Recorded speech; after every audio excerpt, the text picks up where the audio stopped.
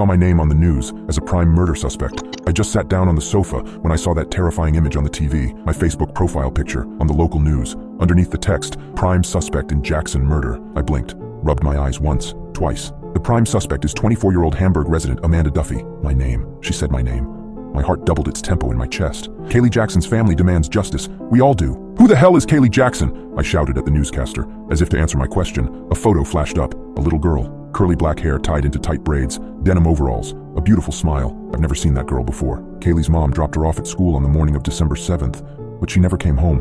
Around 7 p.m., her mother called the police. It wasn't long before... The newscaster coughed, clearly overcome with emotion.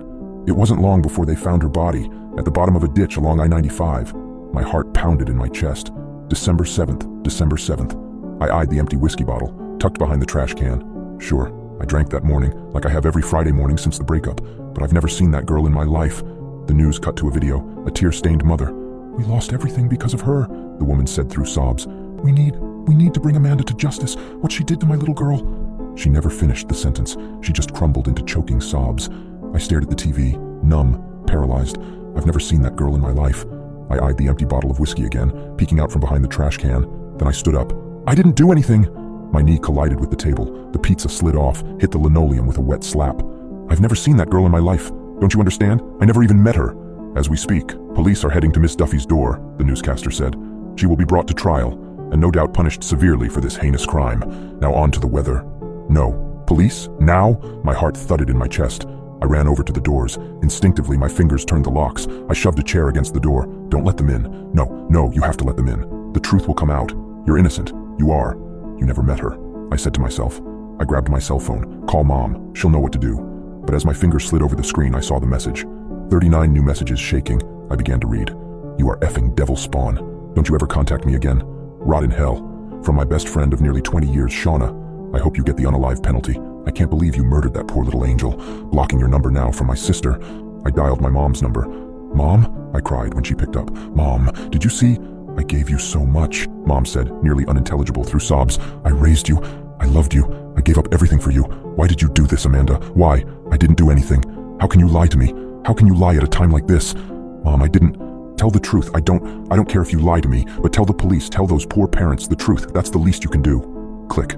I walked over to the front door, removed the chairs, and unlocked the door. With a deep breath, I yanked the doorknob and swung it open. The icy air stung my face, fluttered through my blouse. I didn't do anything. The truth always comes out, doesn't it? I waited there for what seemed like hours, until my arms were numb with cold, my legs stiff and aching, until the night grew still as a tomb, and tiny stars winked down from above. No one ever came, so I began driving to the police station. I'll tell them exactly what I know. I slowed as I approached the stop sign. That I saw the broadcast, but I didn't. I froze. A woman was crossing the street, holding the hand of a little girl, a girl with braided pigtails, denim overalls. What the hell? I shook my head. No, I didn't just see that. But as I took a second look, I recognized the mother too. Short brown hair, wine lipstick, heavily tweezed eyebrows. If they're alive, how am I guilty of murder? I rolled down the window. Hey, are you Kaylee Jackson? I shouted out the window. The little girl turned back to me fearfully. As soon as the mother saw me, she hurried up, practically dragging her along the sidewalk. Hey, come back here, I yelled. Aren't you the Jacksons? They disappeared into the night.